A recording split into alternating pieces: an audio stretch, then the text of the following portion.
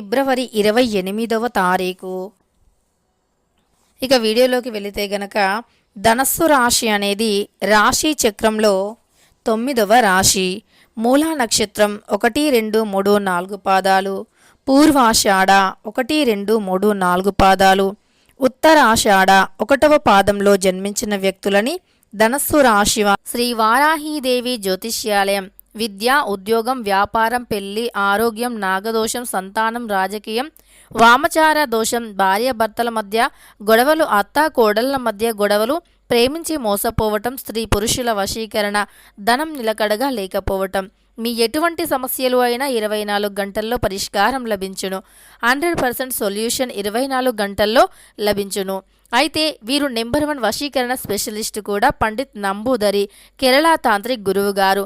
వీరిని కాంటాక్ట్ అయ్యే నెంబర్ వచ్చి 9043637512.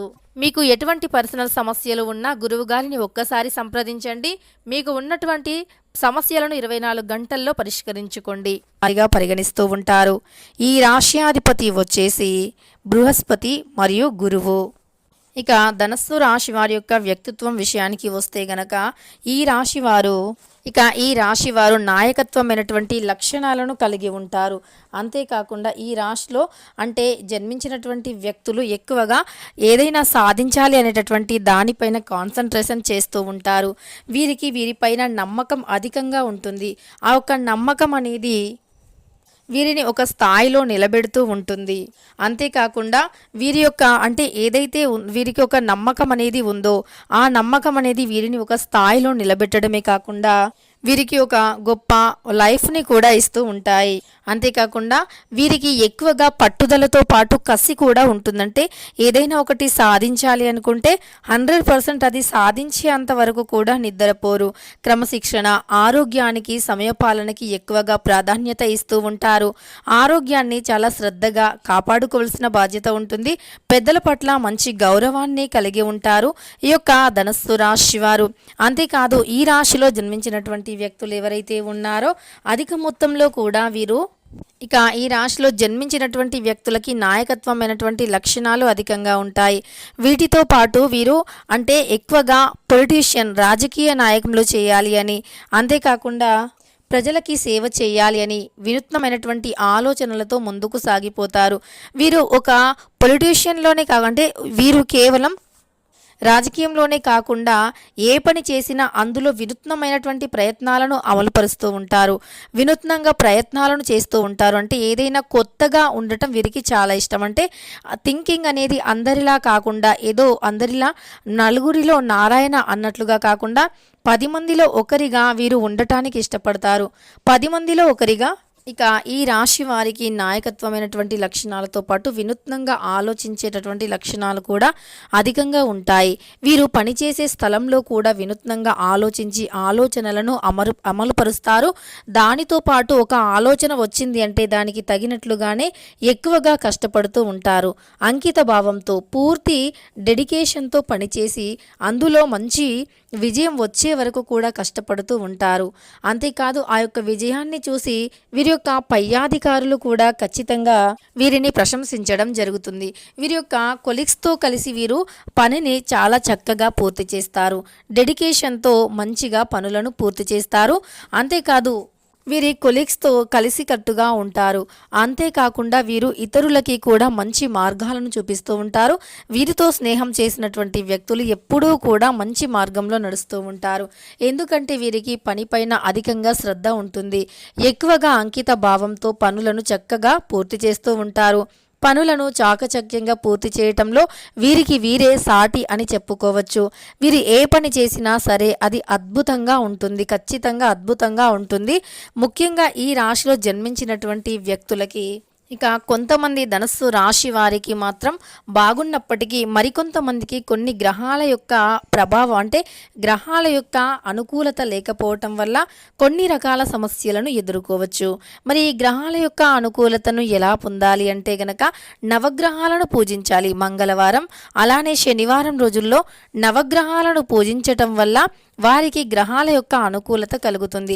ఒకవేళ గ్రహాల యొక్క అనుకూలత లేకపోతే ఏమవుతుంది అంటే గనక కుటుంబ కుటుంబంలో కానీ దాంపత్య జీవితంలో కానీ గొడవలు వస్తూ ఉంటాయి. అంతేకాదు వీరి మధ్య అన్యోన్యత అనేది కరువైపోతుంది. ప్రతి చిన్నదానికి గొడవలు రావటమే కాకుండా వీరికి మనశ్శాంతి అనేది లేకుండా వెళ్ళిపోతుంది. అలానే ఏదైనా సరే చేతిదాకా వచ్చినట్టే వచ్చి చేజారిపోతూ ఉంటాయి.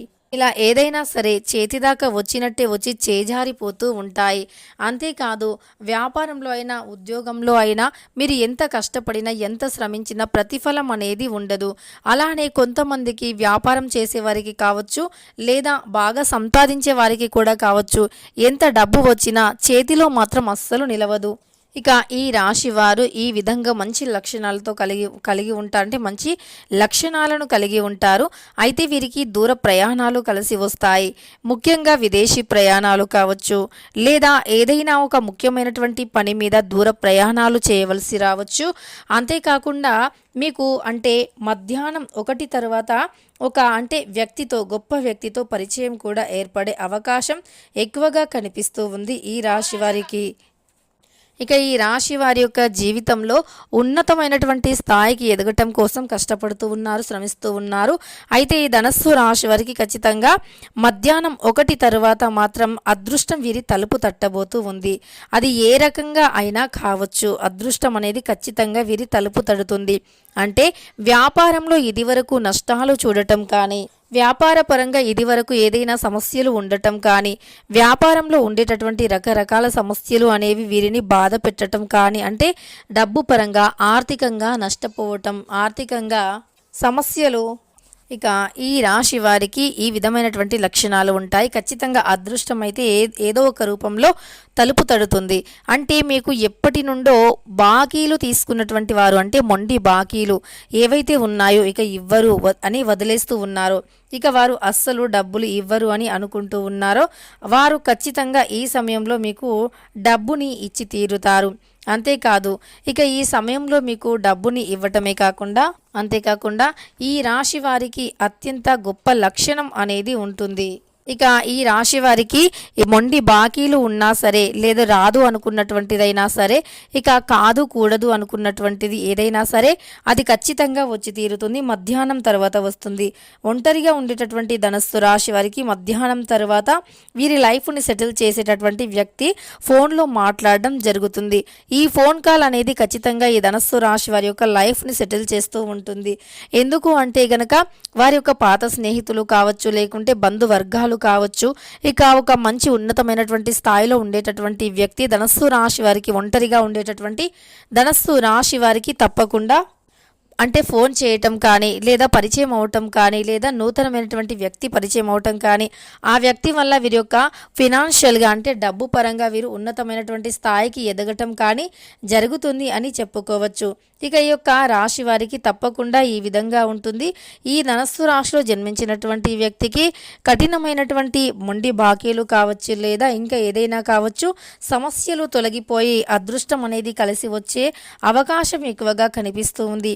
ఈ రాశి వారికి ఈ సమయంలో అనుకున్నటువంటి పనులు ఏవైనా సరే పూర్తవుతాయి అని చెప్పుకోవచ్చు. అనుకున్నటువంటి పనులు పూర్తవడమే కాకుండా జీవితంలో అత్యంత ఉన్నతమైనటువంటి స్థాయికి కూడా ఎదిగేటటువంటి వ్యక్తులు అని చెప్పుకోవచ్చు.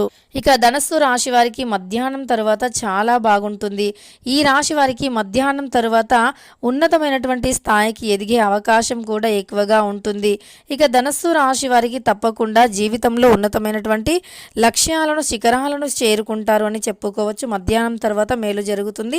మీరు చేయవలసిన దేవత ఆరాధన వచ్చేసి తప్పకుండా విష్ణుమూర్తిని పూజించటం కానీ, విష్ణుమూర్తికి పసుపు రంగు పూలను సమర్పించడం కానీ చేస్తే అదృష్టం వరిస్తుంది. తెలుసుకున్నారు కదా ధనస్సు రాశి వారికి ఎలా ఉంటుంది అని.